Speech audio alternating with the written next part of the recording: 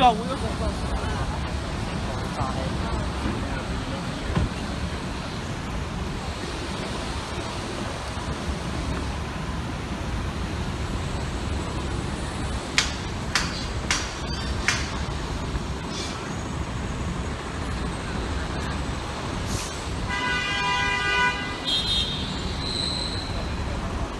Okay, we're down here at Pace University area. Supposedly there was an active shooter situation. I don't know any of the details, but I'm going to check it out. Students were evacuated. NYPD, ESU all over the place. Some fire department units.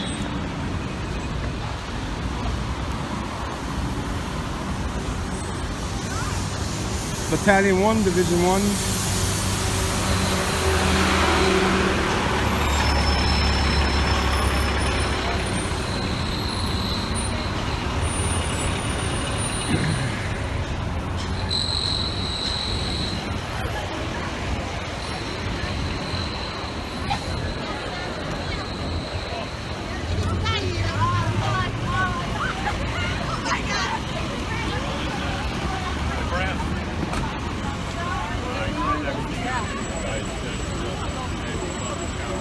Alright. Let me go see what the situation is.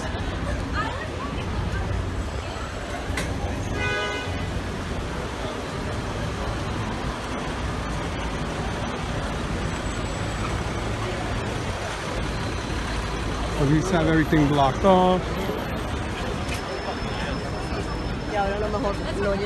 Tell people when they're in the building that shit's happening.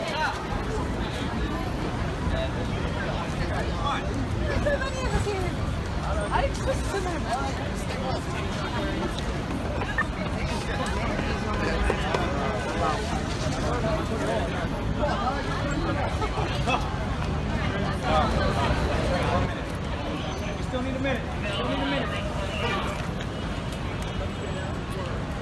Yeah? Watch. Oh, shit. Sorry. You got it? Yeah, good. Thank you. University, Folsom. Okay? Here we go. Heads up.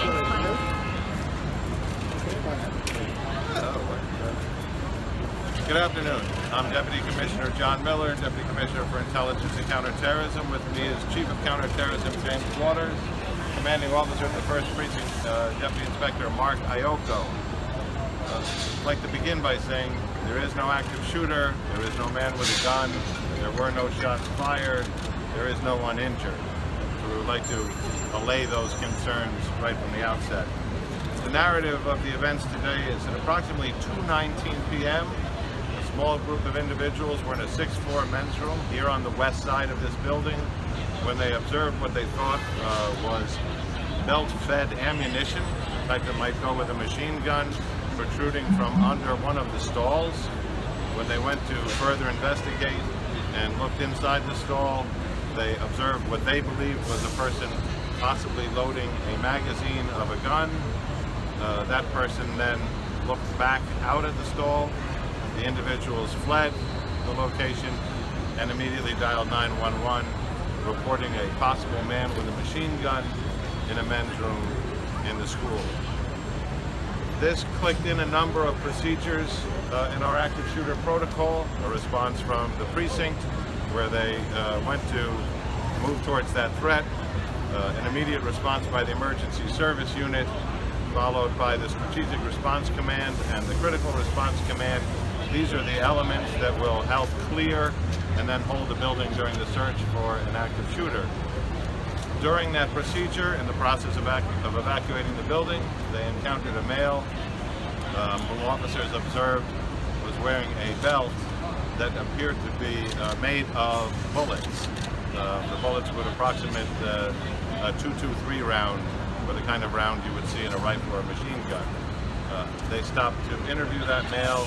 They established that he had been in a stall in the 6th floor bathroom on or about 2:19 p.m. when this observation was made. that his belt was just a belt that he wore before as part of his wardrobe, a fashion statement, probably not a very good fashion statement. And a show-up was conducted with the witnesses to ascertain if that person with the belt made of bullets was the individual they'd observed in the men's room, and that was confirmed.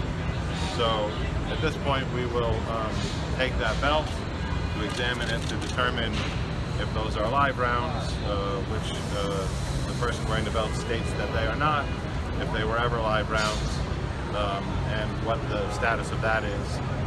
But in the meanwhile, there is no injuries, everything is back to normal, people are being reintegrated into the building, and in the great law of unintended consequences, what we had was well-meaning complainants who made legitimate observation, did the right thing by calling the police, a very well-honed police response that we have practiced time and again in what appeared to be a real-world incident, and what for everybody, given the initial report, turns out to be a happy, if not slightly awkward ending for the individual wearing the belt. So that's where we're at. Take a few of your questions. Any arrests? We're considering charging one individual with a fashion crime, but we're still conferring with the fashion prosecutor. Has he been released, or is he still got here? So we're going to talk to him on a number of levels. One, about where he got the belt. We're going to take a look at the belt.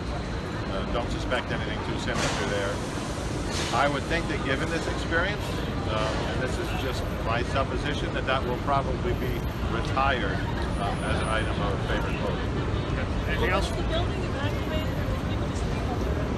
So the building was evacuated and given the information in a very well-controlled and orderly way. Okay. Thank you, guys. My name is John Miller, Deputy Commissioner, Intelligence and Counterterrorism. Miller, M-I-L-L-E-R.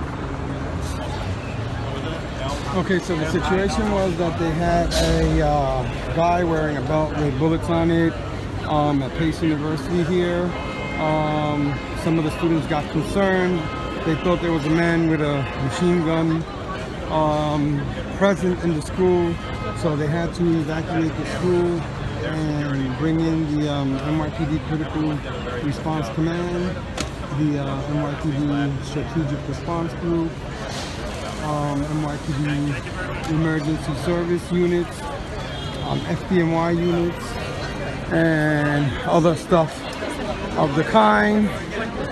And right now, everything is back to normal. The school's going to be reopened, and the students are going to be let back in.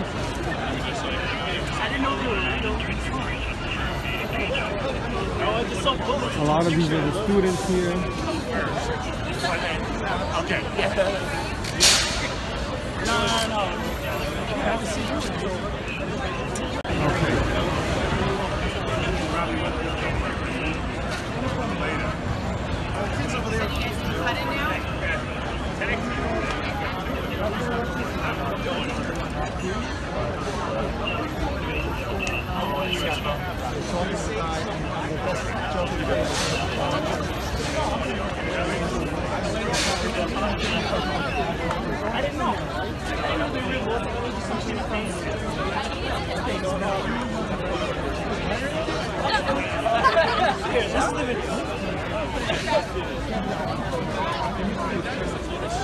I wouldn't know anyone there except the owner.